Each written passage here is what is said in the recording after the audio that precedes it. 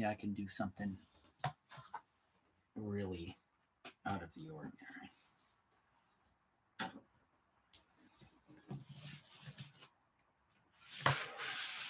Check this out. Nope. Not there.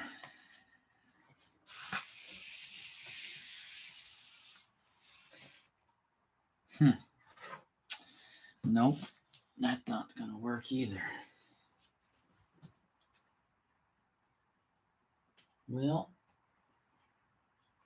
I just gonna have to figure out the streaming software, aren't I? Because this just doesn't cut it. It just doesn't cut it.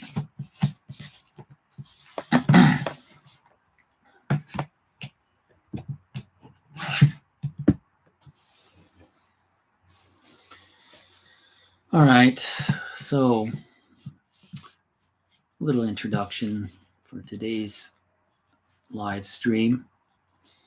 I finished the Broderip and Wilkinson Cello Treatise, as I've announced several times. I wanted to give just a brief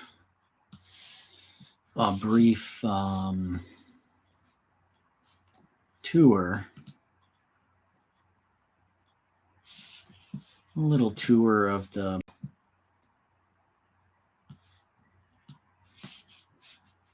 treatise, and give you a little comparison as well of the original. So the original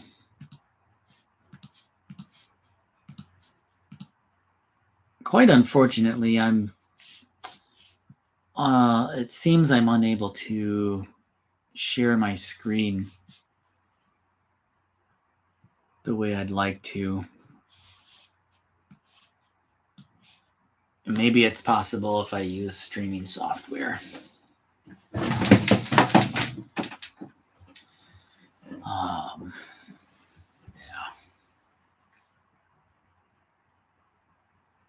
Anyway, so a little introduction to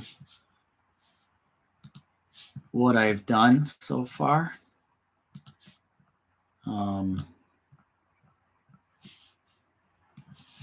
Or what I've done so far, what I have done. Each page is quite spacious. There's a good amount of white space, but I think mostly not too much wasted. And I did that mainly because I didn't want to squish.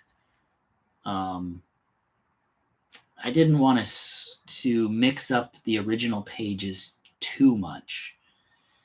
I know a lot of things that in a way it doesn't really matter because it's just information.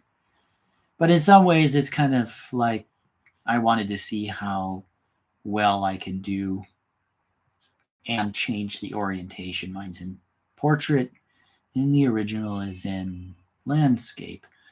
And it seems to me that it's a very odd size, at least for today's standards. So it's not like letter or A4. It's not B5. I think it's somewhere in between B5 and letter would be my guess. But I don't have the dimensions. Anyway, it's very easy to see now in my version. It's very easy to see. For example, when you scroll down to the scales in Arpeggios, these are written out by Cervetto for his students. And I'll just play the C major scale for starters.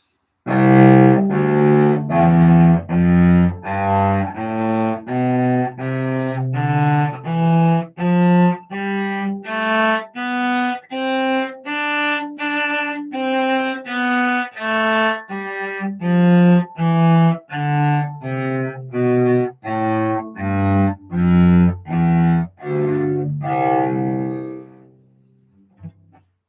right, nothing extraordinary there. He adds the fourth finger on the A string, the D, so he goes one whole step over the end of the C major scale. And that happens quite frequently, I've noticed. But once you look at it, I will see if I can get some sort of, yeah, that doesn't work, does it? Once you look at it, it has these little note heads, which is where which is the second note of the minor second interval. Hi, and thank you for the thumbs up. I really appreciate it. So when you get to that E, the next note, F, that is written as a little note without a stem. And he does that to denote the half steps. So you always have F as a little note, C as a little note.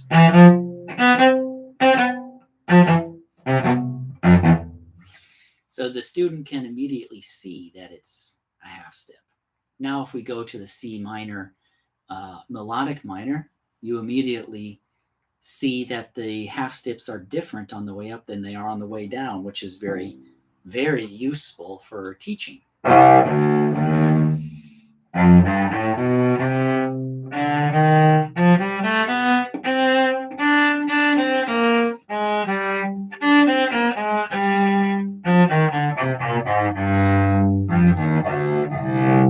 So here you've got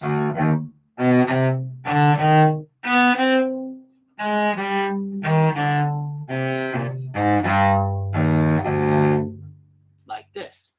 And if you are just learning about intervals, diatonic intervals, then this is really useful. It can be a teaching tool, and Cervetto certainly thought that way because he said as much.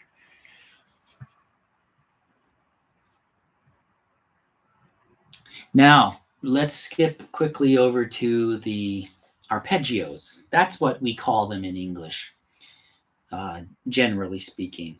And I think it's kind of a pity. It's nice to know them in a foreign language for us English speakers, but it's a pity that we don't really understand the basis for what an arpeggio is. You know what I mean? Like an arpeggio is a chord that's been broken apart. And you get that if you say it in English. You know, if you say principal chords, which are played in a broken manner, you know, like the third, the fifth, and the octave, ascending and descending. And it just occurred to me that, you know, you learn about those things as you're playing, but if you are not really involved, if you haven't involved yourself in learning the ends, the particulars of chords, and which notes are which part of the chord, like where's the third, where's the fifth. Pretty much anybody knows where the root is, of course. But the others, you know, they get kind of lost and it's hard to think on your feet. So if we play the C major principal chord,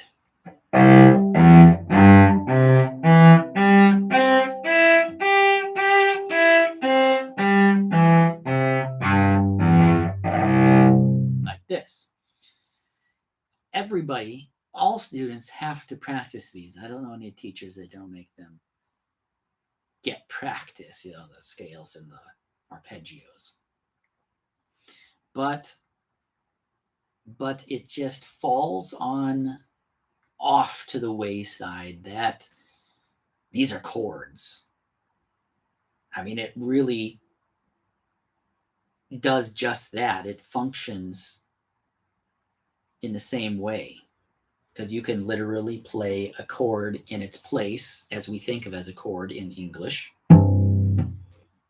and it functions the same way. You get the same effect harmonically speaking, not necessarily rhythmically speaking, but you get the same sounds. So what he does here, I think, is extremely useful, and we've lost, I think, the majority of teachers and especially students have lost this kind of thinking. It's hard to, I think it's hard in a way to teach these things, because let's face it, most of us, and this is me to a T, are teaching students who have no thoughts of being a musician. They're not that interested. They don't practice much, if at all. So most of the time, you're just struggling to get them to enjoy or to move along so they're not stuck in one place. And then you give them little theoretical tidbits here and there so that they can learn better. But if you've got a student, if you're a lucky one that has a student that's motivated and that wants to learn and that seems to be going places and will listen to you, then this sort of study with this kind of knowledge, it does so many things for the student. It sheds a whole bunch of light onto how things are done at a fundamental level, or why things are done, or how it's constructed. Now, once you've learned, or I should say, I guess once you've learned fairly well how the fingers work, and you have coordination down, at least enough to be able to predict what you're going to do, as in which finger to use where once you're reading notes. I think these easy lessons for first practice, also by Cervetto, they're doable, but they're not particularly easy because there are so many choices that one has to make if you're thinking about making them musical, which he does. He makes his exercises musical. So it does tend to be kind of like running lines or arpeggiated lines, but mostly in a bass kind of way. I mean, I think you can see it pretty much right away. There's very little melodic content, like singing, cantabile singing content. It's really bass. Let's take the first one. This is just an arpeggio.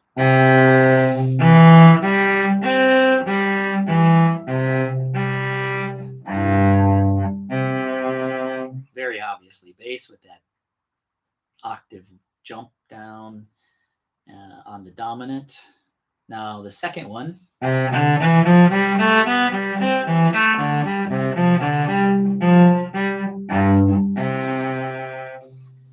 It is bass, I think, in quite a number of ways, but it could be kind of melodic.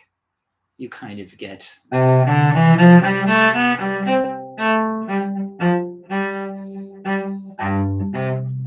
that's really bass, isn't it? I'm going to skip to number 4 because this gives you a good idea of what he's really asking students to do early on in their studies. It's quite remarkable. So number 4 is a presto in 2/4.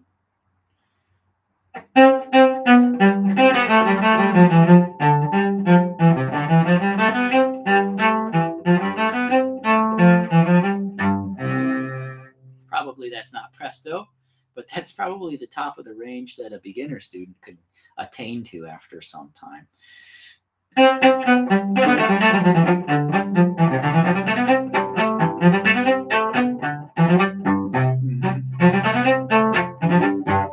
See, that really throws me off, that F major chord, for some reason.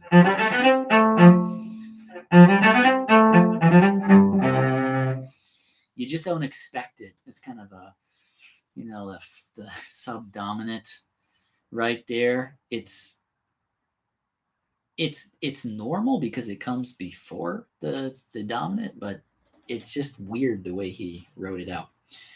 Okay, then if we go down to number 9, I want to address this one because it is a little bit odd in some ways, because you really should decide on a bowing that's going to make sense for a cello player. If we start it as a down bow, this is what happens.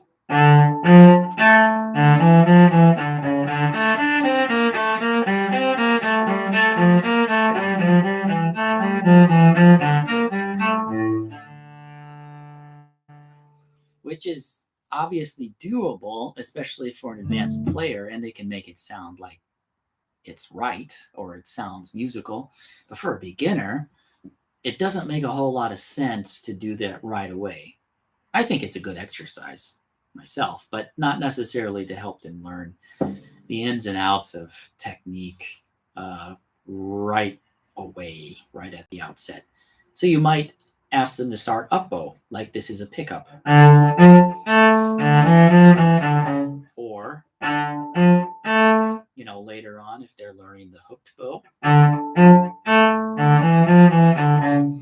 But I think the up bow works the best because you get an even amount of bow. You don't have to think about distribution quite as much.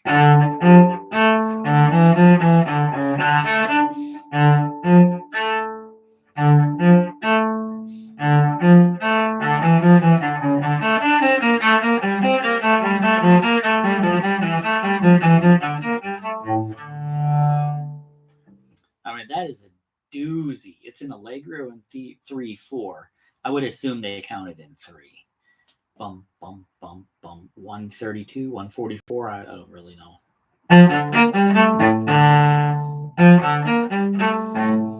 I mean, it just so feels like to me there should be a retardando, but maybe that's expected. They already considered that.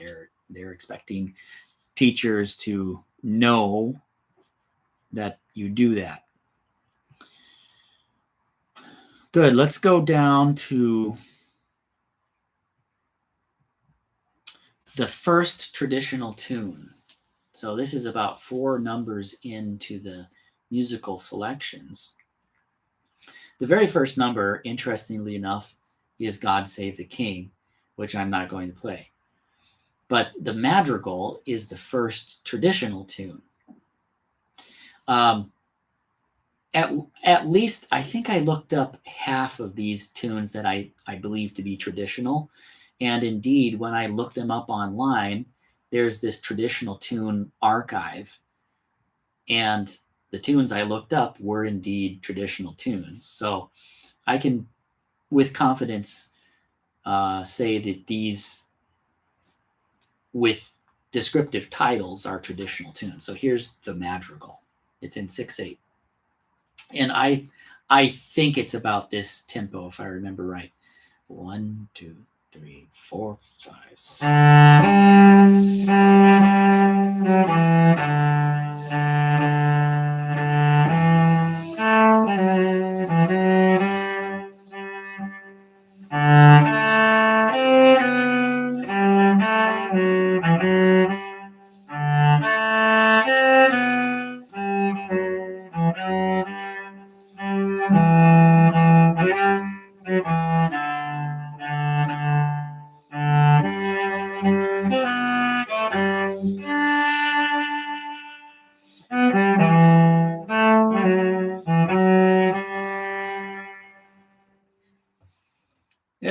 It's a pretty little thing. And there are quite a number of those traditional tunes in here. And I really like that because it really parallels today's methods where they appeal to uh, the uh, the wider range of student. So you put in some popular tunes. They're a little more appealing for a couple of reasons. You're already familiar with them. Maybe you even have sung them before. And generally speaking, people like to play something that they're familiar with. Now, here's a duet. It's not the first duet in this selection, but it's an interesting one because it's called Felton's Favorite Gavotte, but it also has a variation. That's quite intriguing. The resourceful teacher might even put in another variation of their own. But anyway, that's the beauty of playing music that is, researching and getting to know music that you didn't grow up with and start using it in your teaching, because there's oodles of it. Oodles, hundreds, probably thousands of pieces that are easily playable by a beginner, and certainly by a late beginner, early intermediate. And once you get into the intermediate level, there really are thousands of pieces that you just don't use. Anyway, here's a little gavotte.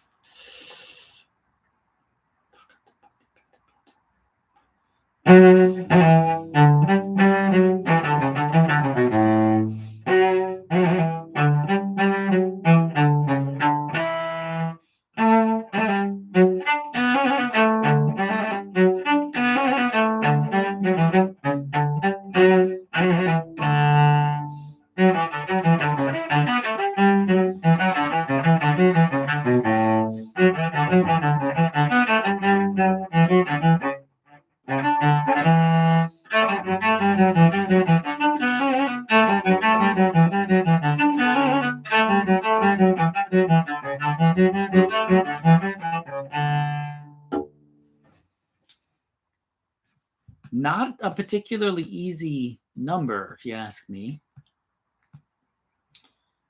So in many ways, I don't really think this is music for a beginner, even back then. But who knows? Maybe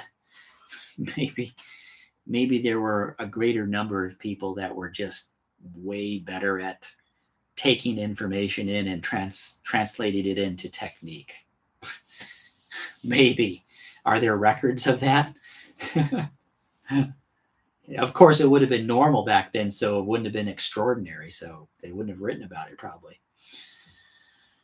All right. Now, there are, let's see, 3, 4, 5, 6. There are 6 traditional tunes in a row. And I'm going to just play all the way through them. And I will probably almost be at the end of my live stream. So here we go. I'll announce each one before I play it. The Theodore. Oh, before I play these, I did what's it called? I made a video on some of these traditional tunes, and I played some of them not only solo like they're presented here, but I actually looked up another source. I think it's called Dale's Favorite Country Dances and Reels, and they were originally for violin and keyboard. So I transposed the left hand or the bass for the key that it's written here, and I presented some of these in a solo version like it's written here, and also as a duet. So, go check it out if you are interested in these traditional tunes like I am. I think they're very interesting. Here is the Theodore.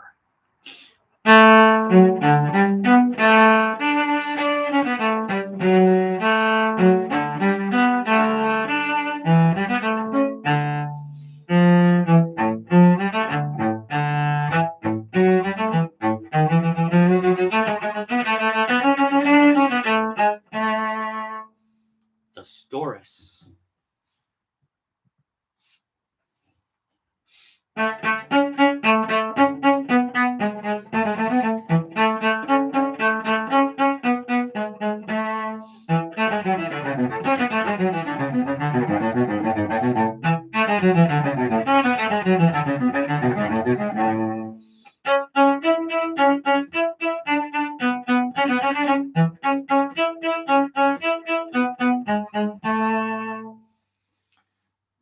Scotch air.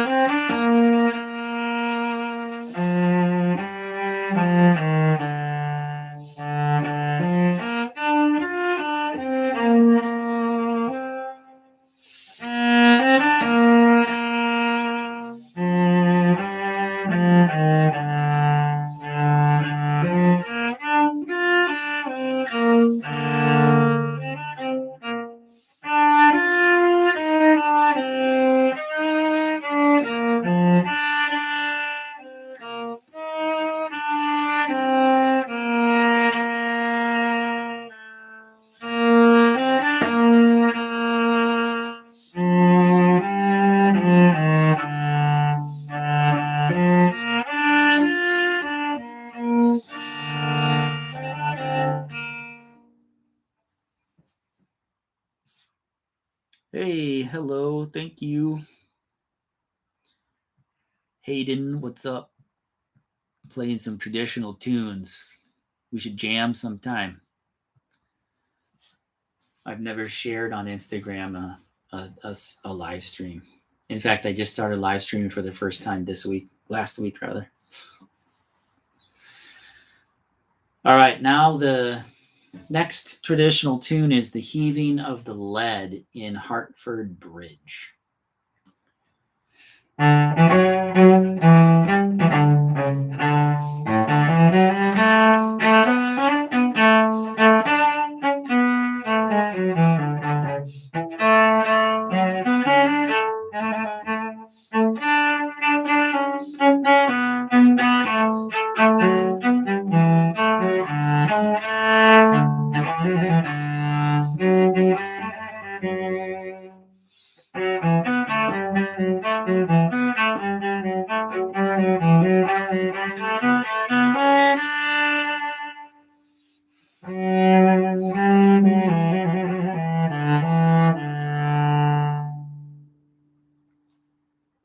Now, there's a good example of a number in the original that is very difficult to read.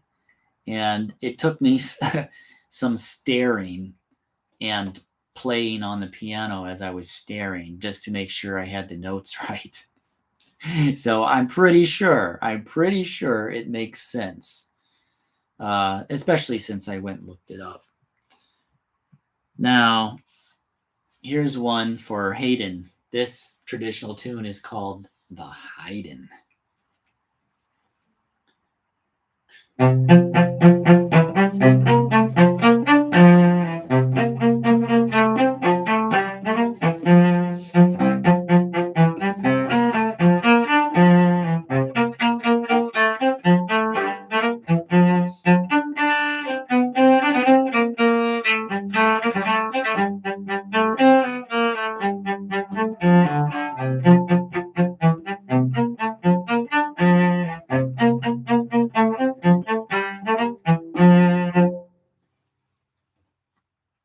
And this one is called The Village Dance, and this is the last of that set of traditional tunes.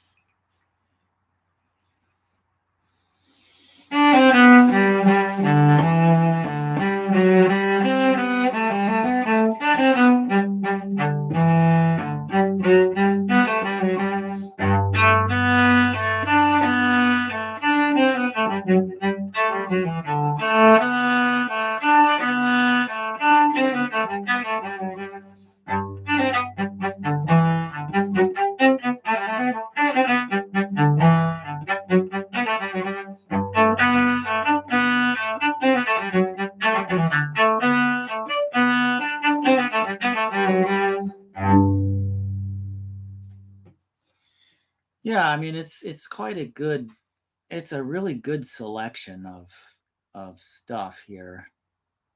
Really is. It's such a pity that there's so few people interested in these things. I'm gonna end this live stream. Yeah, because I need to go pretty soon. I'm going to end this live stream with one more traditional tune. It's called The Lass of Pété's Mill. The Lass of Pété's Mill.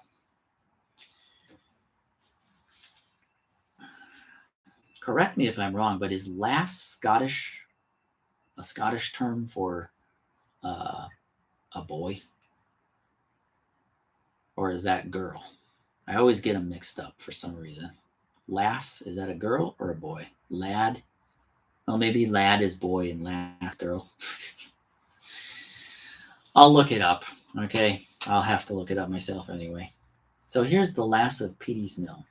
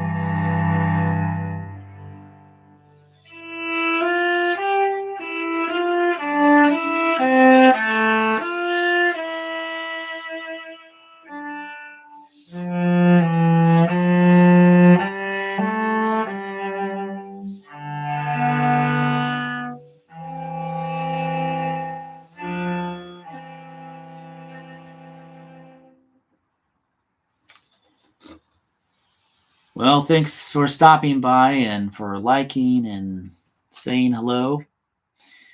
Broderip and Wilkinson Cello Treatise, my version, where it's literally just been cleaned up so that it's readily readable. You can just look at the screen or the printed, whatever you want to do, and you can read it as clear as day. It is looking really nice. It's for sale. Anybody that wants, inquire, or if you send if you subscribe to my Patreon, I'll see about a discount. And if you subscribe at my highest level, you certainly will get the PDF included at the highest level. So thanks very much. I will see you again tomorrow.